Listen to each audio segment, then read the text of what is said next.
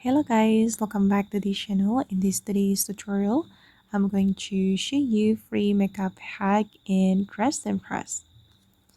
Okay, let's get into it guys. Here I have joined Dress to Impress, and first of all I'm going to go to the salon, and then I'm going to go to this area, and I'm going to show you the free makeup hack you need to try in Dress to Impress.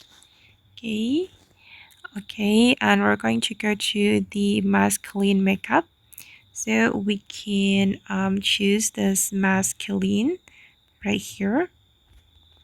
Okay, and then we're going to choose this makeup style. Okay, let me show you this one, guys. Okay, and then we're going to click this skin tone color, and it will create something like this. That's so cool, right? This is the final result. Wait, let me show you.